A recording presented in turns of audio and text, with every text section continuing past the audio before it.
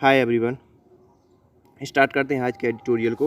इसका जो टाइटल है वो है क्लेंजिंग ऑन, यानी पकड़ में रखना किसी चीज़ को।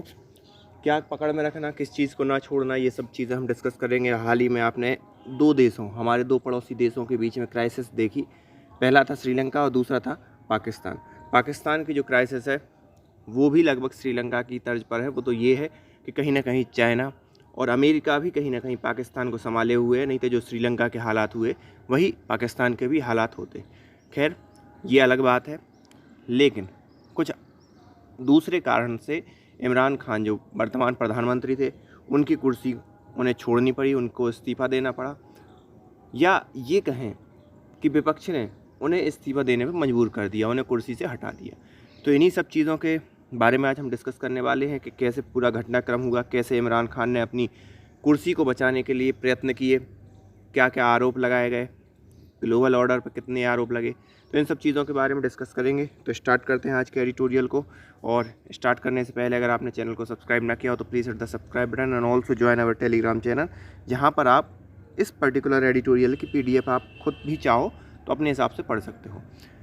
साथ ही साथ अगर आप अनअकैडमी पर कोई भी सब्सक्रिप्शन लेते हैं तो उसमें मैक्सिमम डिस्काउंट आपको अवेल होने के लिए आप कूपन कोड यूज़ कर सकते हैं SHRI NATH 10 SHRI NATH 10। ये कूपन कोड यूज़ करके आप जो भी मैक्सिमम डिस्काउंट जब आप सब्सक्रिप्शन ले रहे होंगे उस समय चल रहा होगा तो आपको अवेल हो जाएगा।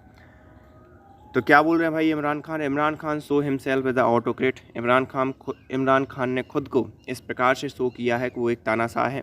वाई अंडरमाइनिंग डेमोक्रेटिक प्रोसेस, जो भी डेमोक्रेटिक लोकतंत्रात्मक प्रोसेस थी उसको दरकिनार करते हुए ये शो कर दिया कि भाई कहीं ना कहीं आप क्या हैं, ऑटोक्रेट, तानाशाह है। After a big delay and twist and turn, Shehbaz Sharif has been voted in Pakistan new prime minister at the national assembly. तो यहाँ पर एक हफ्ते की बात है ना, क्योंकि क्या हुआ था, इनके प्रति जो इमरान खान है इनके प्रति नो कॉन्फिडेंस मोशन मार्च के महीने में लाया गया था, लगभग 1 महीने पहले। लेकिन जो वहाँ के स्पीकर थे वो पाकिस्तान की तहरीक पार्टी, मतलब जो इमरान खान की पार्टी है उसी के स्पीकर थे। तो उन्होंने इमरान खान के फेवर में वोट दिया और कहा कि नो कॉन्फिडेंस जो मोशन है या विश्वास प्रस्ताव जो लाया गया है प्रधानमंत्री के अगेंस्ट, उसको हम 3 अप्रैल को क्या करेंगे, डिस्कस करेंगे। फिर क्या होता है, 1 महीने तक खिसक जाती है बात, पॉलिटिकल ड्रामा चलता है।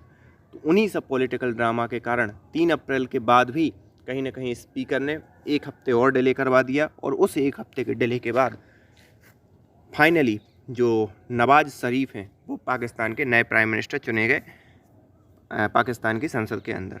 Mr. Sharif, who won a majority of 174 votes in 342 seat assembly, has been made to wait for day due to the attempt by Prime Minister Imran Khan, now ousted, to abrogate the no confidence motion process। तो यहाँ पर उनको जो वर्तमान प्रधानमंत्री बने हैं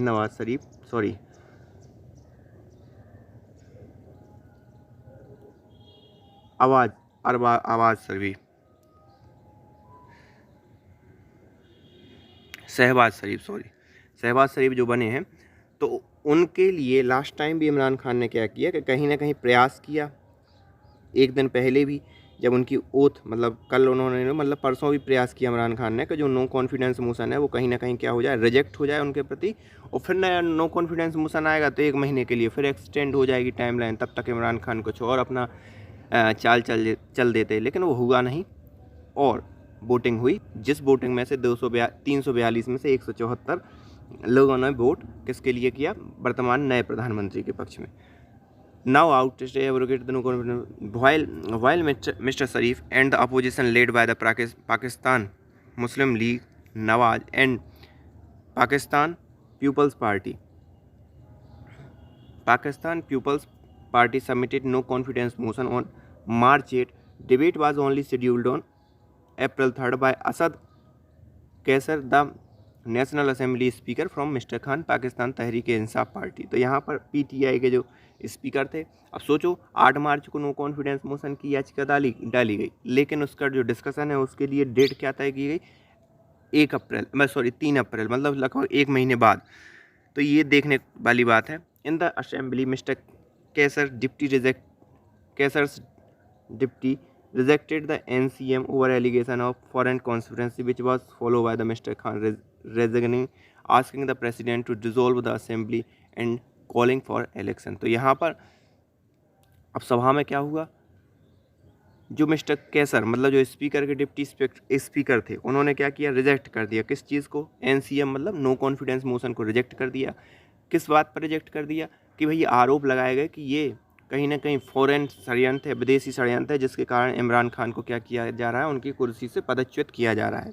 तो इन सब चीज़ों के कारण जो उनके डिप्टी स्पीकर थे, उन्होंने नो कॉन्फिडेंस मोशन को ख़त्म करने वाली बात की कि उसको क्या किया जाए, एब्रोगेट किया जाए।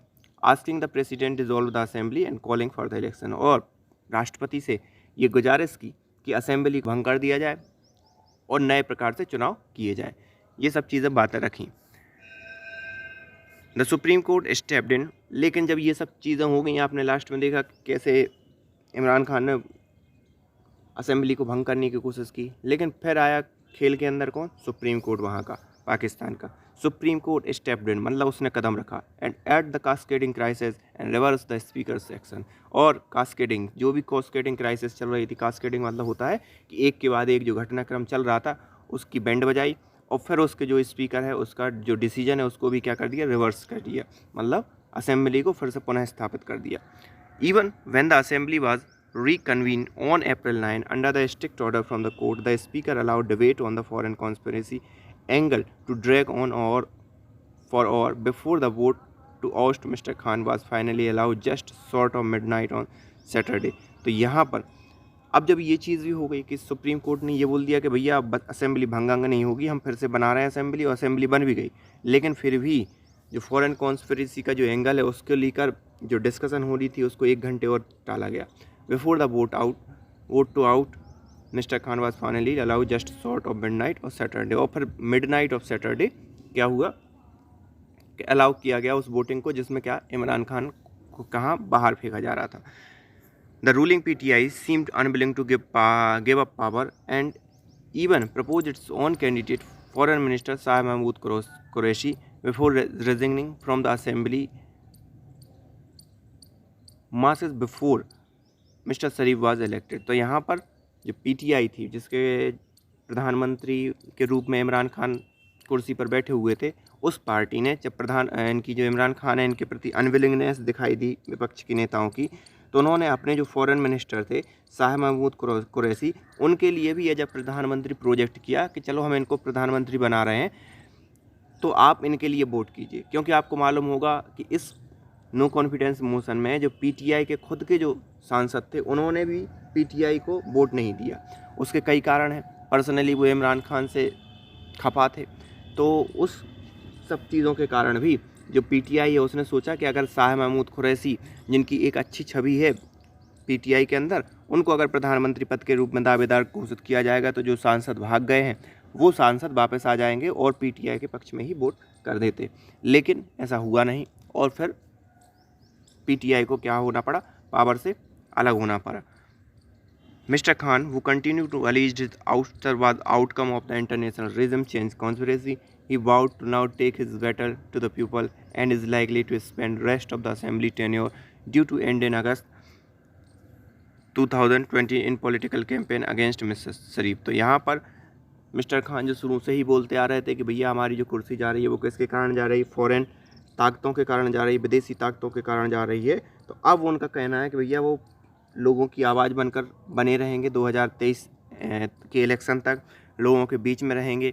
और ये सब चीज़ें उन्होंने बातें कहीं जो कि एक सामान्य रूप से कोई भी राजनेता एक बड़े पद को छोड़ते के साथ कहता है। हमारे यहाँ अभी देख लो भारत के अंदर जब कोई बीजेपी हुई, मुख्यमंत्री बदलती है तो फिर कहीं ना कहीं यही चीज़ें सामने आती हैं और बोलते हैं हाँ हमने ये सब किया और हम अंतोगत तो क्या हुआ, उनकी कुर्सी चली गई।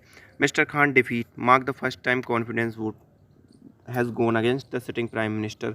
तो यहाँ पर इमरान खान का हारना या इमरान खान का कुर्सी छोड़ना, ये उस चीज़ ने ये एक निर्धारित कर दिया कि ये पहली बार हुआ है जब पाकिस्तान के प्राइम मिनिस्टर के प्रति के अगेंस्ट नो कॉन्फिडेंस मोशन क्या हुआ, सक्सेसफुल हुआ। नहीं तो अभी तक क्या हुआ था जितने भी नो कॉन्फिडेंस मोशन आए थे वो कभी सक्सेसफुल नहीं हो पाए। However the ouster of PM mid tenure is now not new in country that has often seen in military establishment prevail over any PM who challenge its power। तो यहाँ पर लेकिन एक और गौर करने वाली बात है कि कोई भी प्राइम मिनिस्टर पाकिस्तान का अपना कार्यकाल पूरा नहीं कर पाया, उसको कहीं ना कहीं सेना ने क्या कर दिया, बेदखल कर दिया।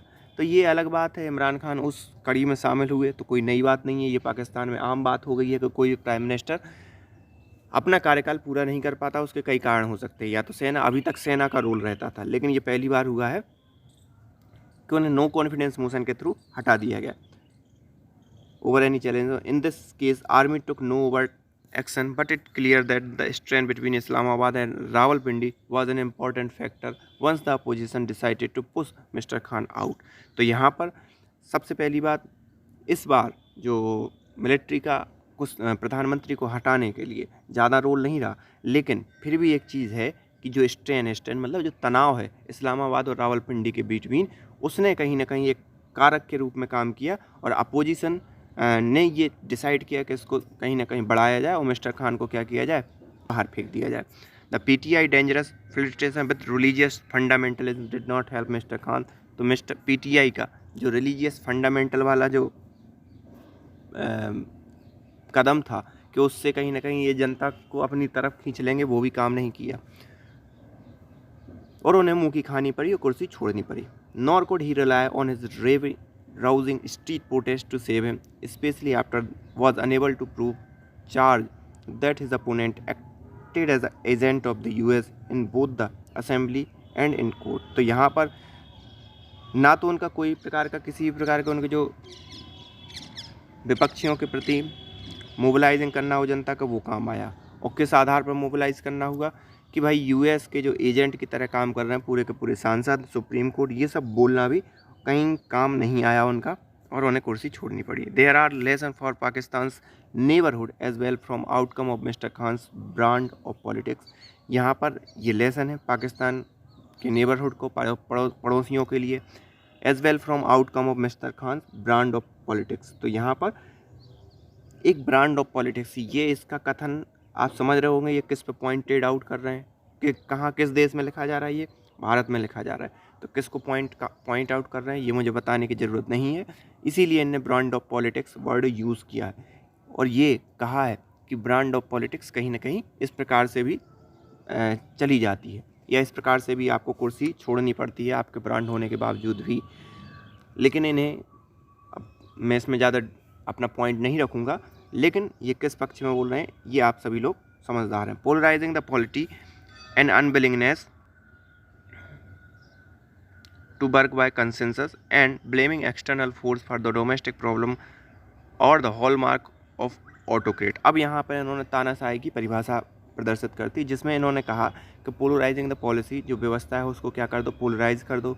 अनविलिंगनेस टू वर्क कंसेंसस, किसी के साथ सहमति के साथ काम ना करो, कोई अगर असहमत तो असहमत रहने दो, सहमति किसी से ना लो। And blaming external factor for domestic problem, और साथ ही साथ जो घरेलू प्रॉब्लम है उसके लिए डोमेस्टिक लोगों को, डोमेस्टिक प्रॉब्लम है उसके लिए बाहरी लोगों को जिम्मेदार बता देना, ये कहीं ना कहीं साइन है किस चीज़ के, ऑटोक्रेट के या तानाशाह के।